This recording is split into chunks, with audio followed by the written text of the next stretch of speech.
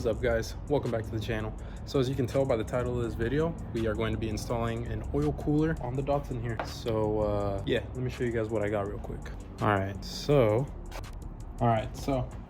as I was saying, we got the Circuit Sports sandwich plates, everything there. All right, so right off the bat, this thing looks really badass. It's really well made. This one does have a built-in thermostat here, so that way the radiator or the oil cooler will actually do its job. Whenever it gets to a certain temperature, the thermostat will open up and allow the oil to go to the cooler and then come back into the engine. So essentially the way this works is you grab one of these, and these have two different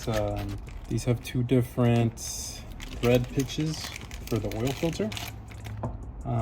So I believe this part sandwich is on, and this goes like that onto the existing RB oil sandwich cooler thing that it has, the stock one.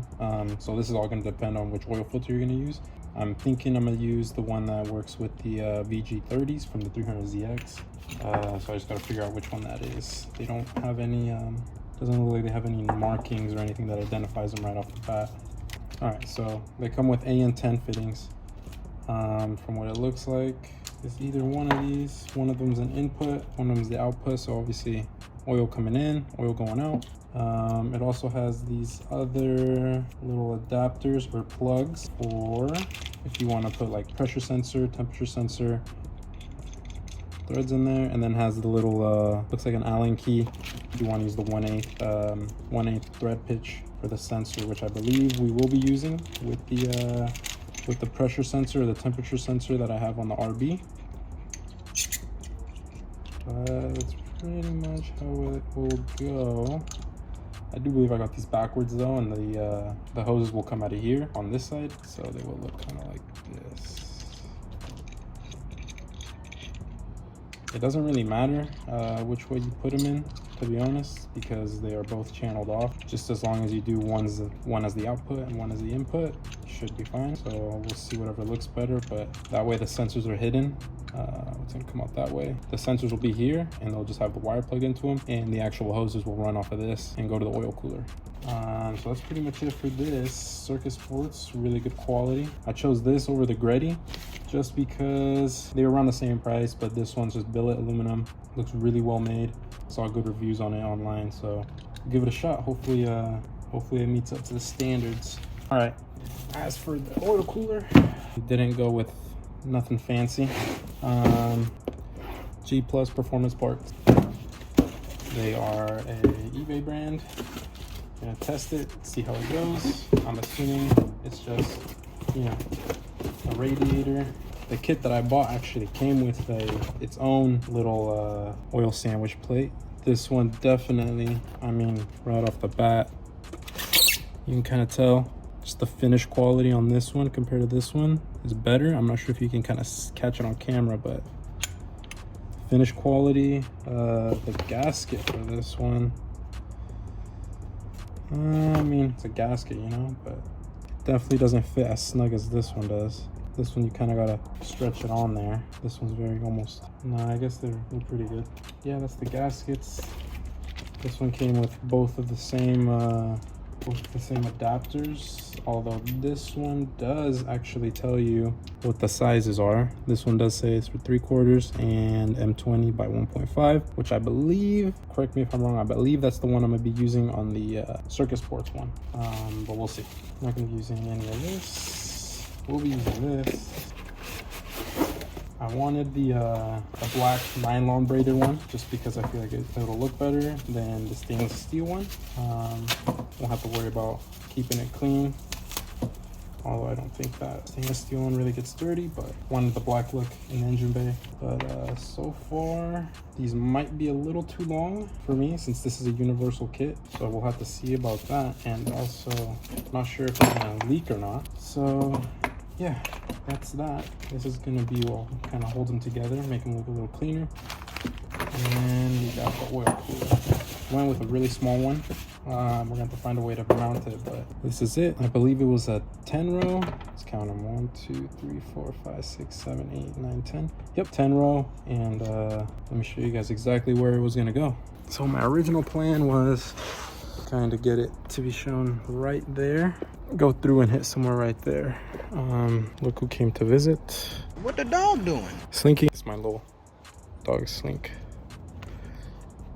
Get off me, dude. Go. Go. So, should live somewhere around there. I feel like that's gonna be the best airflow. Gotta see how I'm gonna mount it. I didn't buy the mounting kit for it just because I thought I could make something up, which I think with a couple of L brackets on the bottom there, I'll be able to mount it. I have more of this angle aluminum that I'll probably end up using. And then either go into one of these holes or doing a riv nut to a to be able to screw it in. And then I believe I want the hoses to come out of there, since up here that's where obviously the intercooler hoses are gonna go. All right, so looking at the engine bay here, down in there where you see that oil filter, that's gonna come off. I think I'm gonna have to remove the intake manifold in order to get a good viewing. Not really a good viewing, I'm gonna have to remove the intake manifold to be able to wrench anything off. I don't know how stuck stuff is, but it's gonna run under there and pretty much go through there and into the cooler. So I do believe that those hoses are gonna be a little too long. Yeah, so the kit comes with a smaller one and then a longer one. Obviously, I'm gonna wanna clean it up a little bit more. That way it looks a little cleaner, but I think that might be the best route right there. I guess let me start by removing this, and I have gloves now. All right, so you guys can tell, took it off. Now we're exposed, we got the gasket there. This right here, this little bad boy right here is what we're looking at.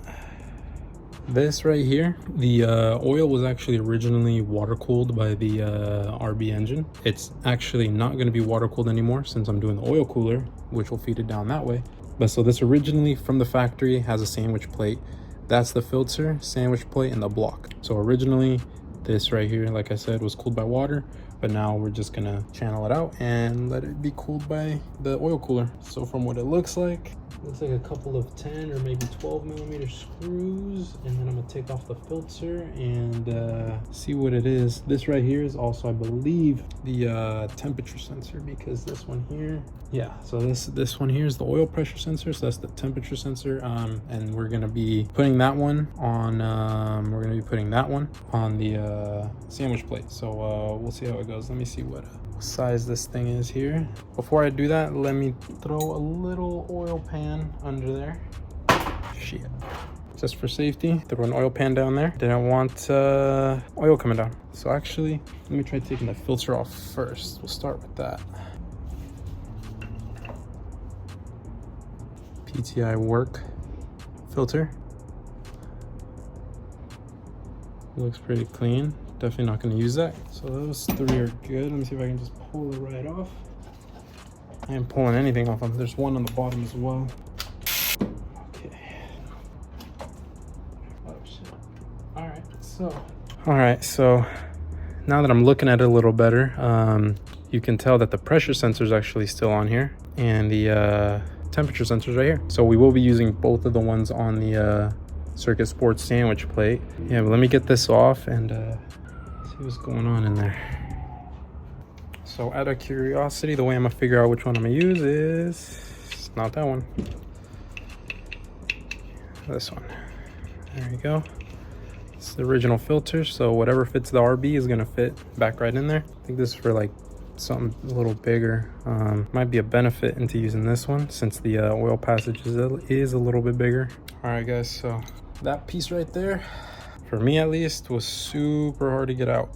I tried screwdrivers, I tried a bunch of stuff, but what ended up working for me was just some channel lock pliers and going like that. Yeah, there we go. All right guys, so unfortunately I'm not gonna be able to finish this today because, so you guys know this piece that I took out of there.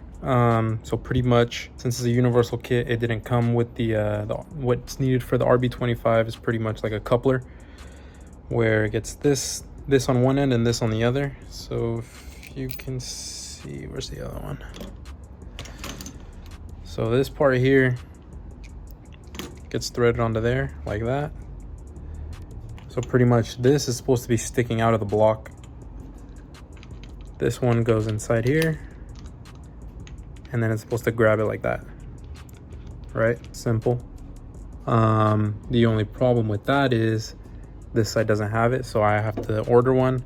Called my local Nissan, and they have one in Los Angeles, so they're gonna ship it down here for me. So until then I won't be able to finish the install, but for now I'm going to go over there and try and mount the intercooler, and then see about running the line, see how we're gonna do that. So let's get to it.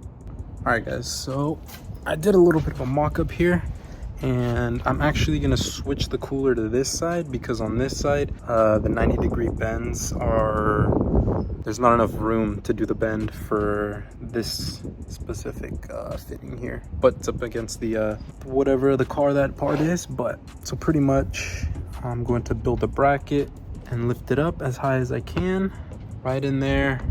So you can see I'm gonna cut some of this angle aluminum, drill some holes, and attach it right up to there, so it'll sit right there with the nice opening here. The lines will run right there. They're just a little mocked up with zip ties. I'm not sure if I'm actually going to zip tie it to there, but, and then over here I have it zip tied on there, just kind of holding them in place as well.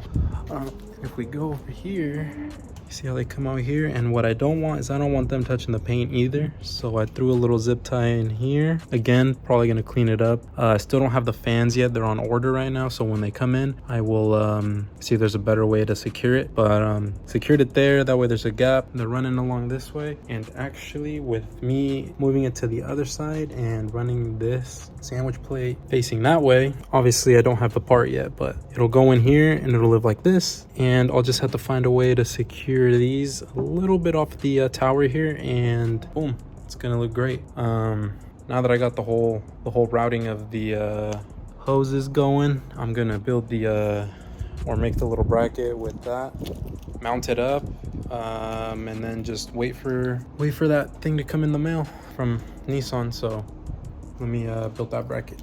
All right, so we're at the chopping block, and since it's going like this, measurement here, and draw a line. Yeah, you can see what I'm doing. Yep, draw a line there. So I'll make 2 of those.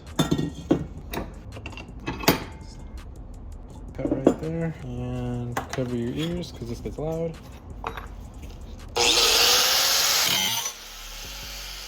And before you guys say anything, yes, I had safety glasses on. So we're gonna make 2 of these, one for the top, one for the bottom. The other side's just gonna kind of float there. So that.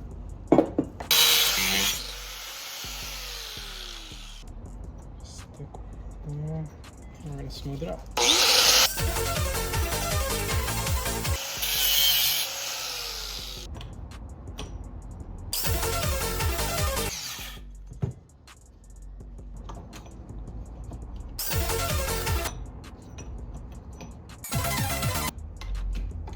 Now we're gonna let those cool down for a little bit, and while I do that, I'm gonna grab some drill bits,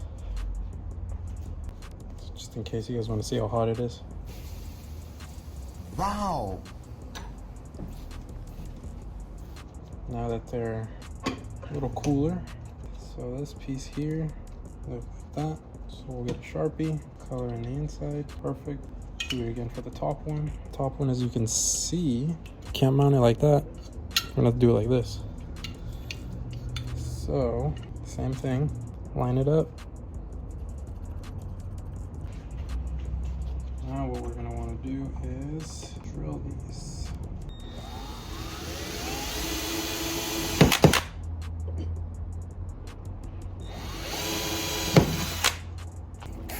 Now you can move a size or 2 up. Another thing we can do is, still some wiggle room in there. We got a bigger one, okay.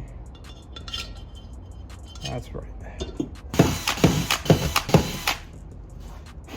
Now that we got those 2 parts done, now these 2 should line up with the holes, as you guys can tell. Right in there, holes line up perfectly. And so the next step will be drilling a hole in this one. And the best way, I think, is going to be just kind of a center hole anywhere, really. All right, so we're gonna measure the center of this thing, and this thing is 1.5 inches, so we're gonna go right at 3/4, and that's gonna be, this thing measures 1 inch, so we're gonna go right at 1/2 inch.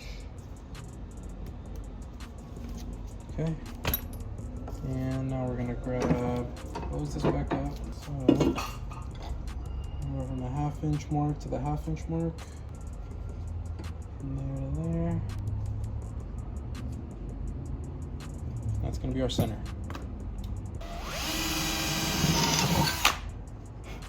For this one, we're gonna do it a little bit bigger. Let's move on to the next one.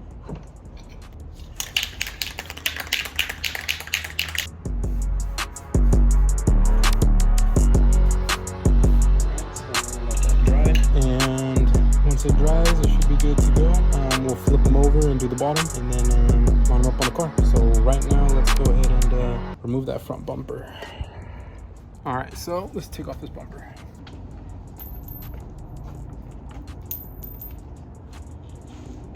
So now that that's done, let's go check up on the paint work over here. Don't mind all of this shit, but that looks pretty good. So we'll just flip them over, hit them one more time, and call it good. All right, guys, check them out. You know, they're not the greatest, but they're gonna work perfectly fine for what we're doing. So like I said, we're gonna go like this. So I believe it's this one here. And then I'm gonna grab my 4 bolts, take the nuts off all these. So I had these and I cut them, as you can tell. Cut them to a shorter length because they were about 1.5 to 2 inches. We don't need that much. I'm gonna put washers, but as for right now, the reason why we're doing this, so we get a good accurate measurement. So stick those down there.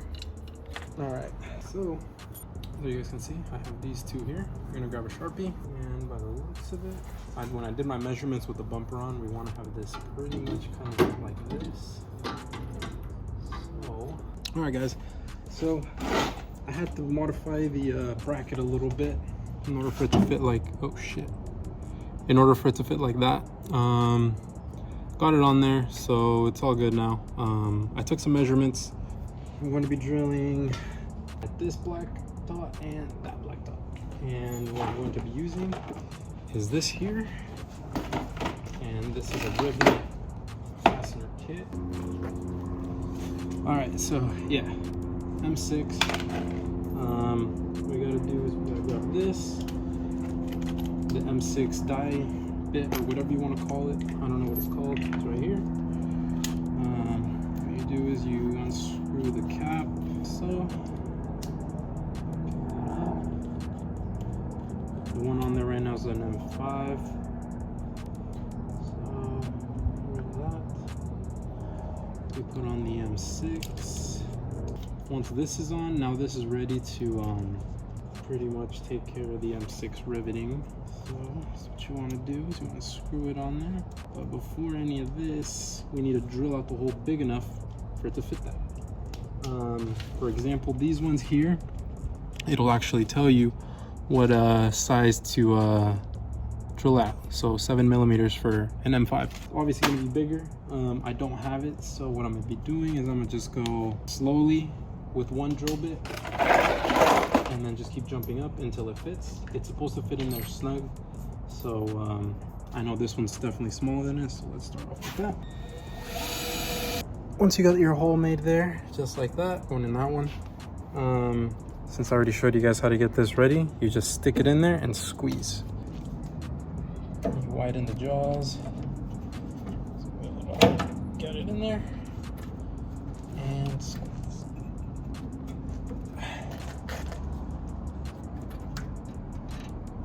There we go. All right. Once that's done, twist it off. Now you have your rib nut in there. This is what it looks like on the other side. So, yeah, I don't know if you guys can really tell, but there's like 3 layers that I'm going through here. Not really supposed to do that, but this next one is only going through 2. Also, not really supposed to do that, but let's see what happens. All right, so like I said, maybe 2 walls here, which is better than the 3 walls that I did down here. So let's go ahead and drill. Hope my measurements were correct. Squeeze it in there. Yeah. way better.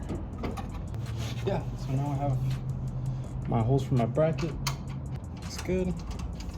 All right, so now what we're gonna do is we're gonna put these 2 brackets on there. Now that we've done that, I'm gonna go get some washers. You guys can tell, lock washer and a regular washer.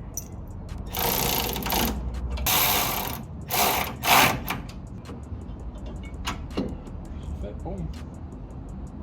Just like that, guys. So now what we want to do is we want to put the rest of the stuff in. So do this.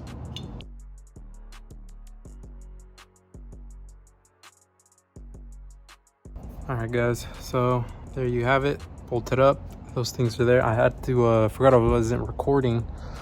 But yeah, I had to remove the intercooler. I just lifted up those 4 bolts, took off those 4 bolts, and then lifted up the intercooler. It's super tight under there. You can still wiggle it around, you know, but it is touching it a little bit. But yeah, so I think this is a decent look for it. I just need to tighten it up and run everything over here the way I was originally planning to. So far, so good. I'm just gonna wait for that that oil cooler little barrel thing to come in. I might as well order the oil filter now, just have it in there, and then I will be pouring oil through one of the hoses so I can get into the oil cooler before I turn it on. That way it doesn't have a dry pump in there.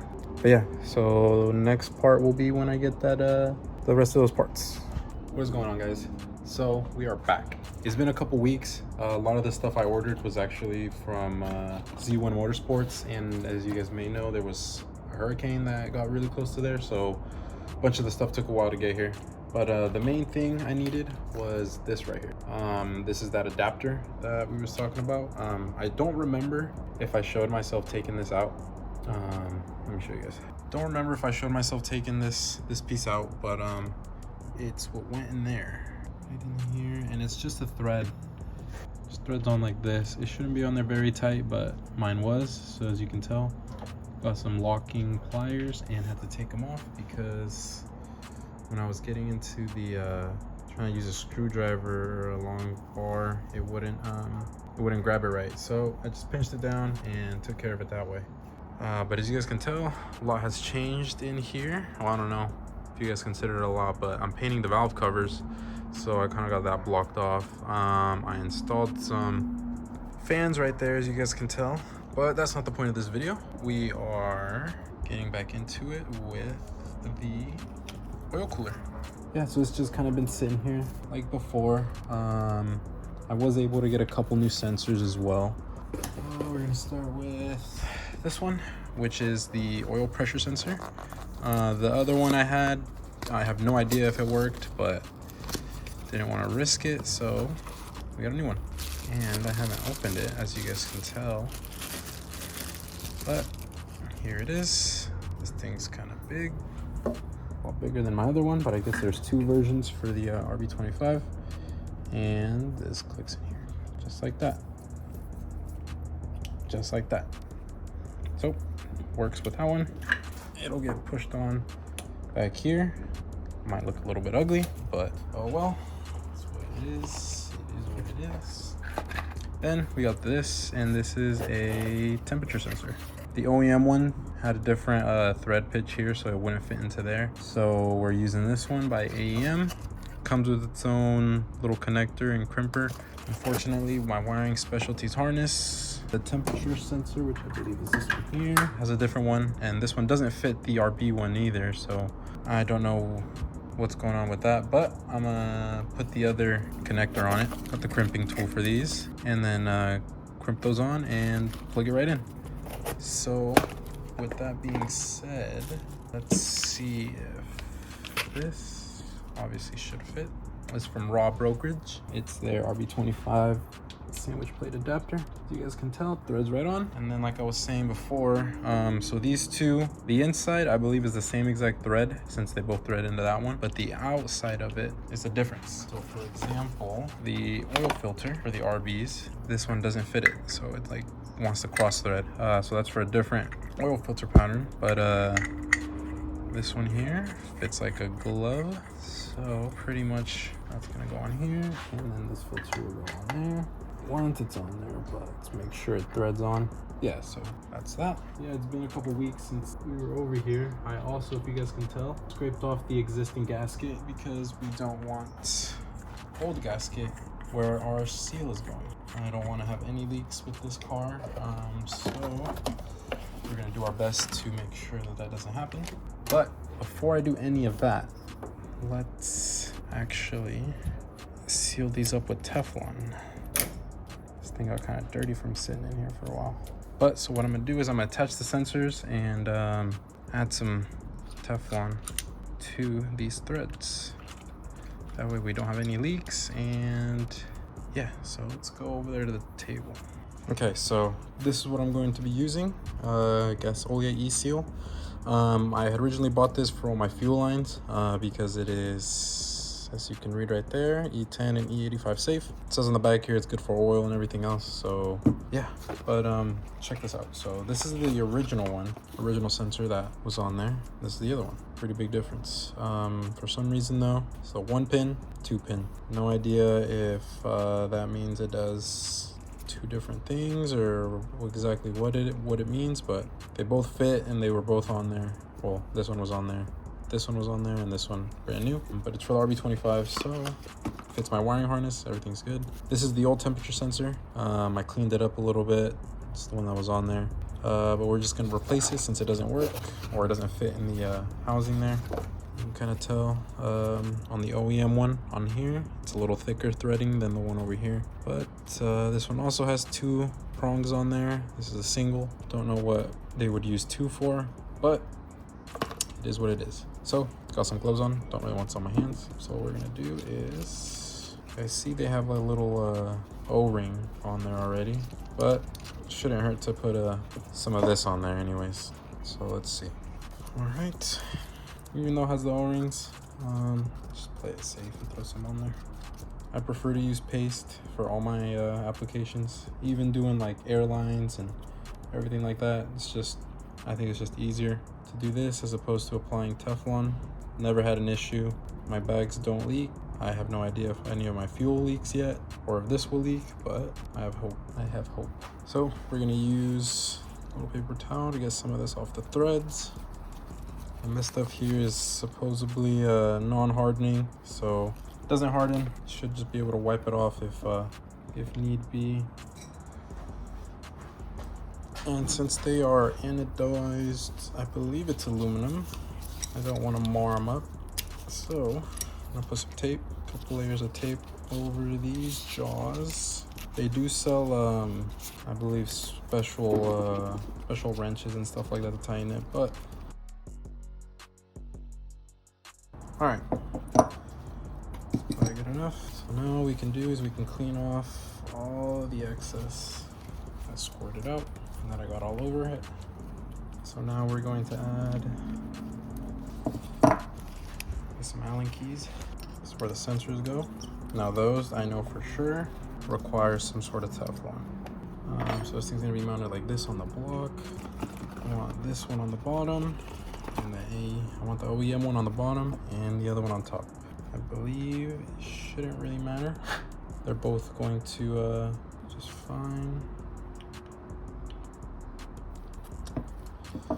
So same thing goes here.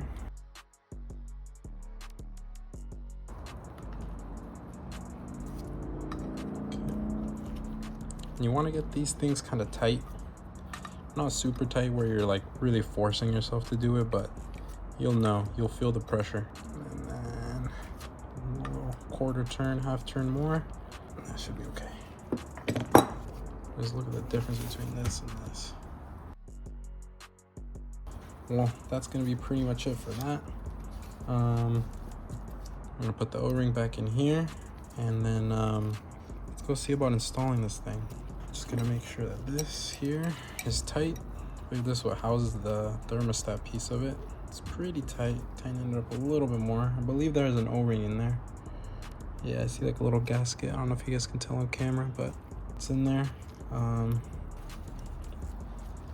Well, learn from my mistake, fellas. This is why you put the tape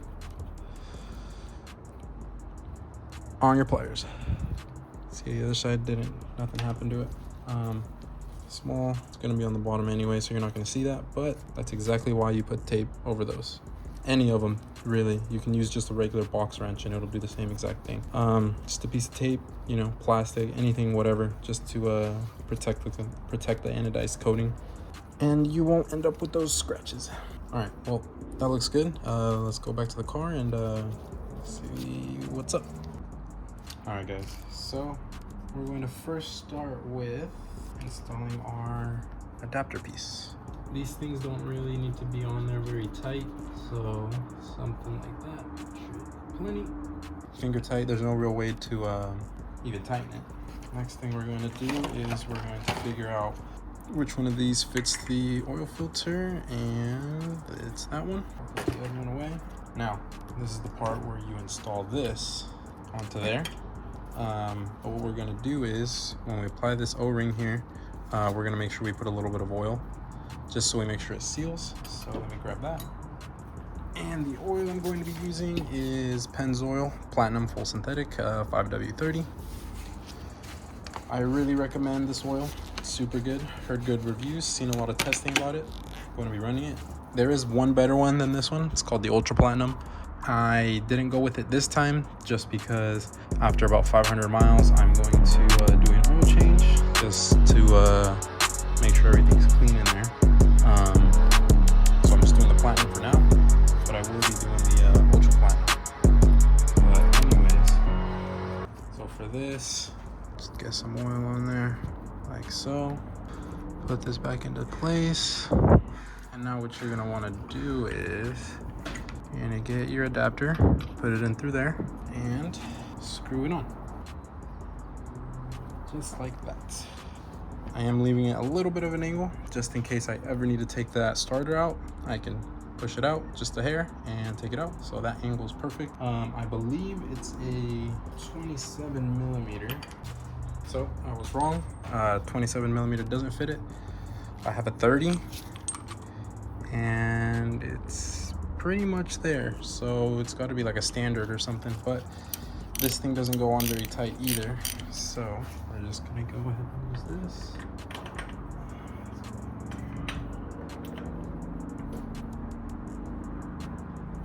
Looks like that's as tight as I can really get it. Kind of seems like that thermostat gets in the way a little bit from the socket sitting all the way down. I don't know if it's because it's too thick, but yeah, so it's starting to move up when I tighten it, so that's gonna have to do. Next thing a lot of people do as well is the same exact thing. Usually if you have another oil filter, you just make them kiss, and that's that.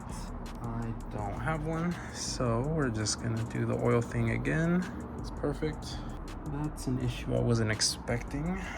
OEM filter not fitting. All right, I guess we won't be putting on a filter. Well, that sucks. I got fucking a filter for no reason. Well, I'll just have to find another filter that fits on there. That's a bummer. Whatever.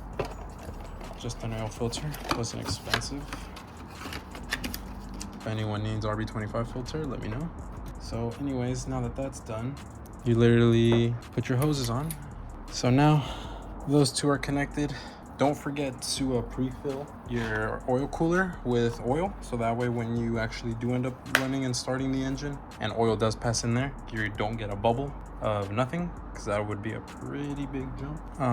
I did end up filling it off camera, so what I did was just went over here and took the fittings out, poured some oil in there, and so that thing is full of oil. But there isn't very much more I can show you guys since engine doesn't run, it doesn't start. But this is gonna plug in here, get it around there like that. That's perfect. And then I need to modify the other one to fit that. Fairly simple, just strip, crimp, and plug it in. Kind of bummed out that the OEM filter is not gonna work, so now I need to go find a filter that will. But remember, we also have this other one, so I want to say this is for the newer Nissans. You know, like G35, BQs, maybe even the VR30s might use this thread pitch. So I know those oil filters are a little smaller, so I'm going to have to try that out and let you guys know. Kind of want to include that in the video, so let me go find out which one works and I'll get back to you guys. All right guys, what's up? So just hit my local AutoZone and ended up with this filter. So I asked them to give me the same filter that would go on my Q50, and this one threads into there, and it's a lot smaller. So I guess from now on, I'll be asking for Q50, 370 filters, you know, same thing. Just kind of sucks because I already bought this one, and it sucks even more because this is like the same price as OEM one. But like I said, I'm going to be changing the oil within like the first 500, 1,000 miles that I put on the car. So when that happens, I'll switch back to a Nissan filter. So with that being said, I need to change this one out since that thread pitch will not work. So do that real quick. Same exact concept, righty tighty, lefty loosey, just different. Moment of truth with the filter. I don't have a glove anymore, but quick there, and perfect. And just like that, it is done. Well, besides the wiring, but I'm gonna do that later.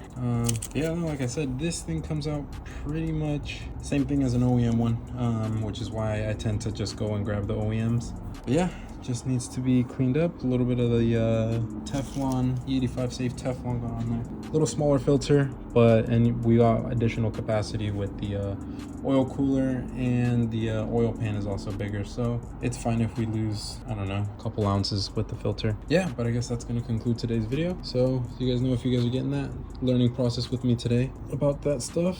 But we got it installed, it's ready to go. One less thing to worry about with the Z. So stay tuned for the next one, guys. Thanks for watching.